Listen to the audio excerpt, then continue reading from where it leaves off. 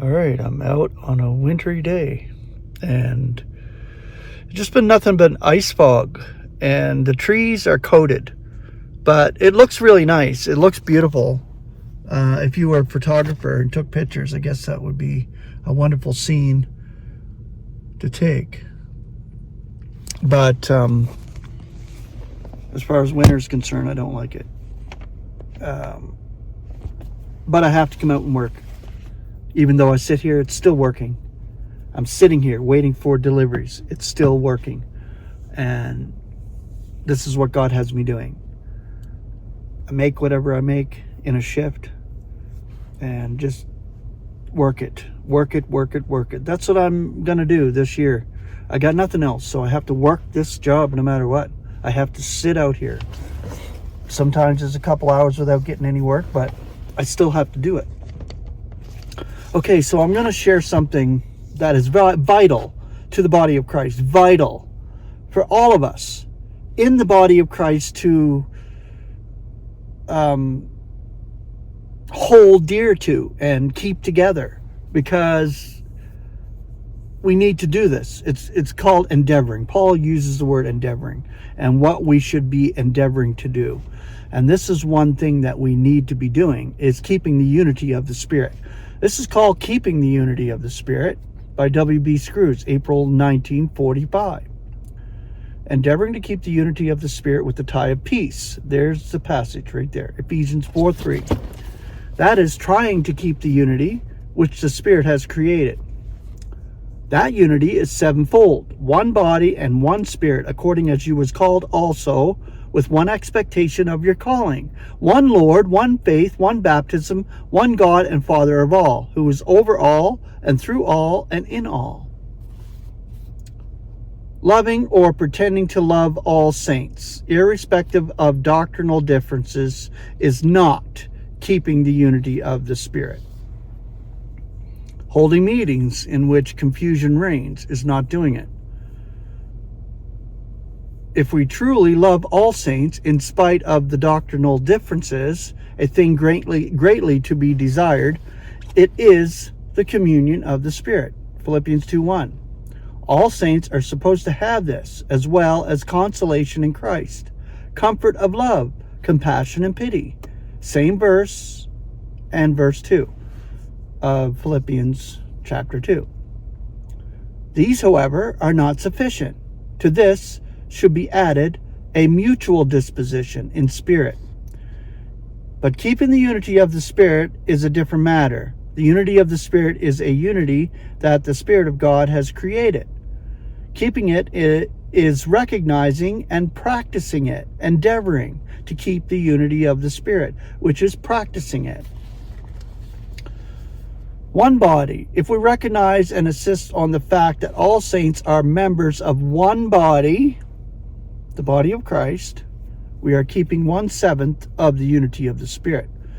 The ecclesia is a body in the sense that any group of persons is a body figuratively.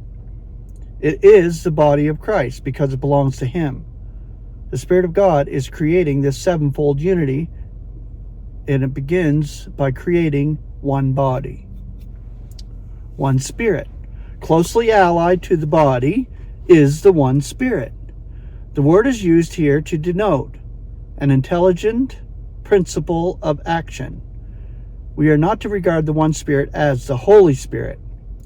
The Spirit mentioned here means that all saints are to be actuated by the Spirit of honor to God and His Christ, which is the spirit of trying to be well-pleasing to the deity and trying to honor His word in every respect. Thus we are keeping 2/7 of the Spirit, called with one expectation of our calling. This must be subdivided. First, we must recognize the fact that we become saints, not by accepting Christ, quote unquote, but by being called. 1 Corinthians 1:2. Those who are saints accept Christ Jesus the Lord. Colossians 2:6. They accept Him as Lord because He is their Savior. Speaking of lost sinners becoming saved by accepting Christ is not using a pattern of sound words. 2 Timothy 1:13. Paul, who is a pattern of us, did not accept Christ. On the contrary, Christ called him and made him a saint.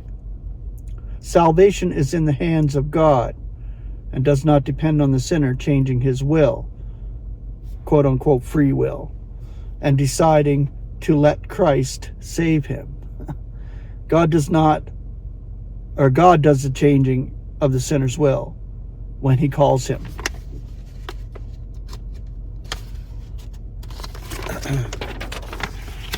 Second, we must recognize that there is one expectation of this calling. It is not true that some saints will be included in the snatching away and that others will be left here to go through the tribulation because they did not progress in knowledge and service as did the others.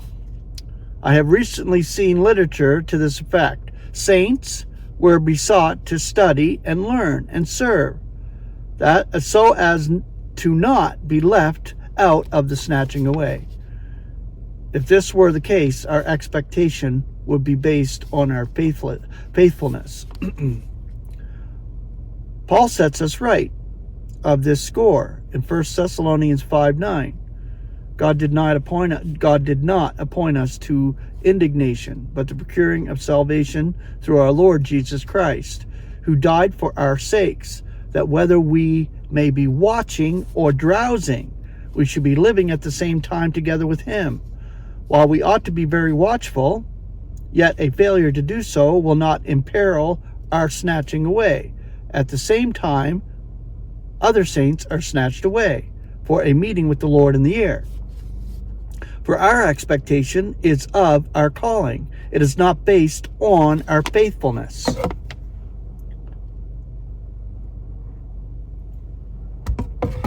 Those dear brethren who believe some saints will be left here to endure the indignation because they do not, or they have not been sufficiently faithful, are not keeping this part of the unity of the Spirit. But if we recognize that our expectation is of our calling, we are keeping 3/7 of the unity of the Spirit. That is, we are sound on the first two parts also. One Lord. It is manifest that this refers to the Lord Jesus Christ. Our failure to see and contend for the fact that he is our only Lord would be unfortunate indeed. There's no other from whom we may take orders, no other on whose uttering wisdom we may rely. But this is not the whole story. We must recognize his division of the word of truth. The words spoken by him while he was on the earth are not spoken to us, but to Israel. They are to Israel. But Paul is the minister of Christ Jesus for the nations. Romans 15:16. We must regard his words as those of the risen and glorified Christ Jesus, who is our Lord. In the scriptures written by Paul, we find the teaching that is specifically for us. We are not recognizing Christ as Lord unless we also recognize his right to partition the word of truth, giving some of Israel and some to us. Not one who applies to the ecclesia, which is the body of Christ, the promises made to the circumcision saints, is recognizing in the fullest sense that Christ is Lord. For he is denying his right to apply his own scriptures. Being sound as to all the foregoing, we are keeping 4/7 of the unity of the Spirit. One faith. This is a figure of speech and indicates the body of truth that is given to us through Paul. Much of the scripture outside Paul's writings is tied up with this. Since to disbelieve any one of hundreds of the other passages would be to disbelieve something Paul wrote also. But the faith as used by Paul indicates especially that the body of Scripture penned by him, given in the new version, or the new revision of the concordant version of the sacred scriptures, this faith is about as easy to read as the daily newspaper.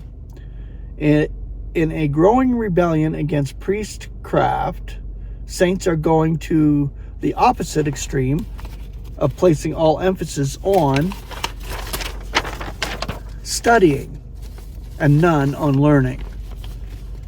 Roundtable discussions are the vogue, notwithstanding that about all that is done at such meetings is the expression of each one's idea about the scripture, and the meeting breaks up without anyone having learned anything.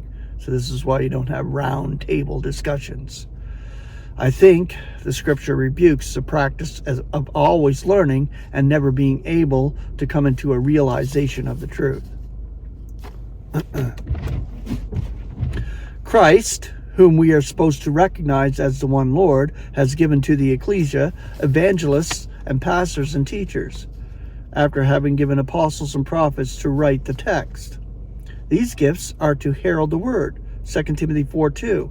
Unless we recognize those to whom God has given the ability to teach, we remain in the wilderness of investigation by those who are not capable of investigating, and we never come into a definite conclusion about the scriptures and its teaching.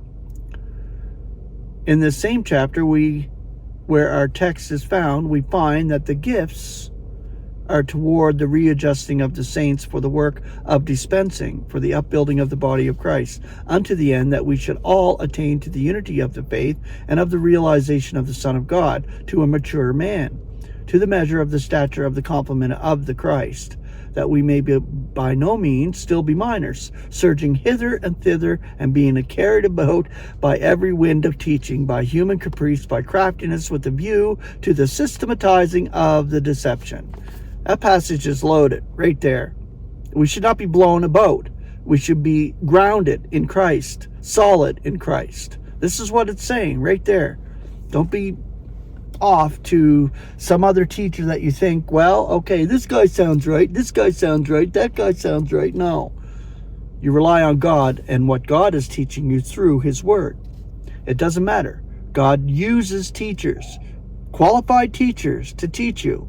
You just have to listen to what God is teaching through them teachers. This is why you are able to grow into maturity, is if you listen to someone and listen with the view toward God, not toward that person, but toward God, as he is teaching you through that person.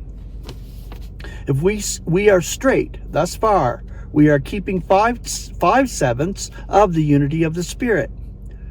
To reject evangelists, pastors, and teachers is to fail to recognize the paramount need of unity of the faith.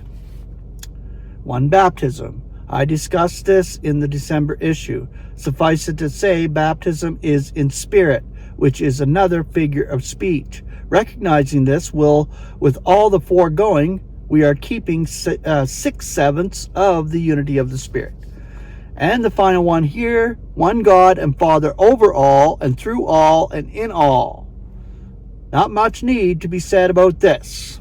Recognizing this, as well as all the others, we are keeping 7/7 of the Spirit's unity.